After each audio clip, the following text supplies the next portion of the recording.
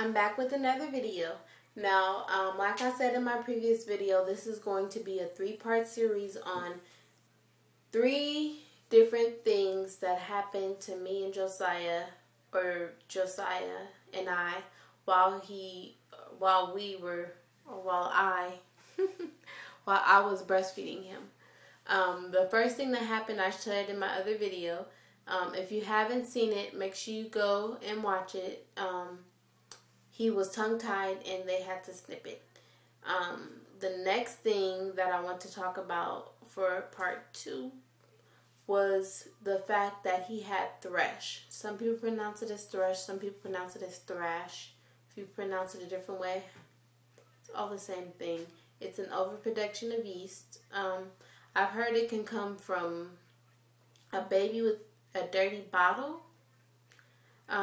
I don't know if that's true. It should be. It probably is true because a lot of people told me that, and I was like, well, he doesn't drink bottles. I'm breastfeeding him. And then overproduction of yeast in your body, and that's what was going on. Is I had lots of yeast in my body. Even when I went to medical assistant school, we did the little test, and the teacher tried to tell me, you have a yeast infection. And I'm like, I don't have a yeast infection. And so I just have a lot of yeast, I guess, in my body for some reason. I don't know. Anyways, so this is how we found out. When Josiah was born, well, not when he was born, but over time we noticed his tongue was really white. And I thought it was normal because I've always seen it white. I've never not seen it white. So I'm like, okay, that must be normal. And then what started getting abnormal was his spit up would be very clunky and look like cottage cheese. And it would just be nasty and everywhere.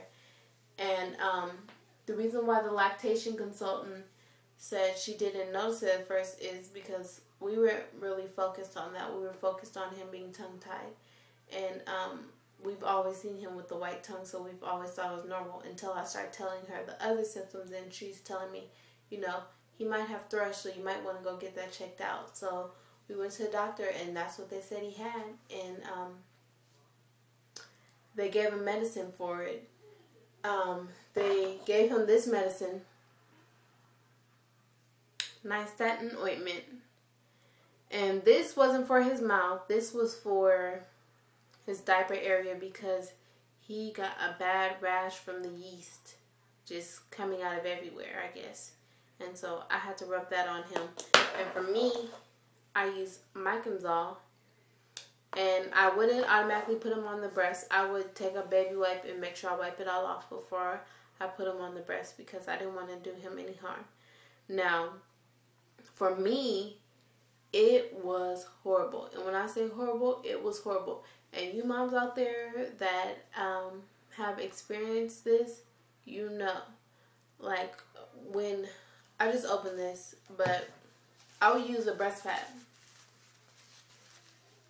You know, because you're constantly leaking milk. And my skin on my nipple would get stuck to it and it would come off. It was like that bad. And they were raw and red. And I would tell the doctor, and his doctor was like, that is not right. And so they recommended that. And they even recommended that I even rub a little bit of his nystatin ointment on me as well. It was just crazy because it hurted so bad. And you guys know who have experienced it. You know it hurts. And it made my nipples really sore. I was trying everything I can. And I was even using nipple shields because that's what I forgot to mention in his video about him being tongue-tied, that I was using nipple shields to help him latch on. Because he was having a hard time latching on, so I was using nipple shields. And that made the thrush even worse because you're supposed to let your breast breathe so the yeast won't keep building up, because when the yeast keeps building up, that makes the thrush worse and it makes it come back. And so I wasn't letting it breathe because he was having a hard time latching on because of the tongue tie. Well, at first after I snipped it, it was fine, but he was still having a hard time latching on. I had to get him back used to latching on. And so I was still using the nipple shields. And so that wasn't good at all because it was basically almost making the situation worse than what it needed to be. And so I had to stop using those, but over time, because why did I stop using them? I stopped using them over time because he was so used to them, and when I would put him on my regular breast, he wouldn't take. I mean, he would take it, but it would be kind of hard. Like, he'd be looking around, feeling around, rather, like, he'll be like this. Like, where's the nipple? It doesn't feel the same. Nipple confusion, that's what it's called. And so, yeah. But eventually, they told me to take it off sometimes, you know, so he can get used to my regular breasts. And they told me it would take probably 6 months. When he turned 6 months, it should be gone by then. And by the time he turned 6 months, it was gone. And it was probably gone before then, like 5 months. I keep looking away because I can hear him saying "dada." I can hear him in another room. But by the time he turned 5 months, it was gone. And I'm so grateful for my lactation consultant for figuring that out for me. And so yeah, that's a story on when Josiah had Thrush and I had Thrush.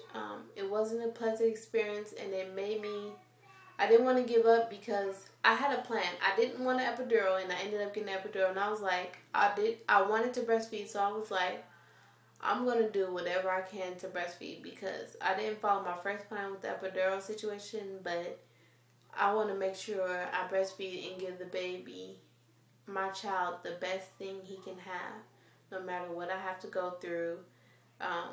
Because both the tongue tie, I could have gave up in the beginning with that because it was just hurting. This Thrush, I could have gave up with that because my skin was coming off. And I was like, I am not going to give up because this is the best thing for him, so I'm going to do whatever it takes for him to get this milk. And so, plus I was like, I went through this already. I might as well keep going so he can get the nutrition. So anyway, yeah, that's my story, guys. And make sure you press the like button, the thumbs up button for this video. And don't forget to press the subscribe button up above. And stay tuned for part 3. Well, I'll be talking about what happened next or what was going on during that time that also, well, it didn't make it hard to breastfeed, but it just made everything crazy. Anyway, stay tuned, guys. Bye.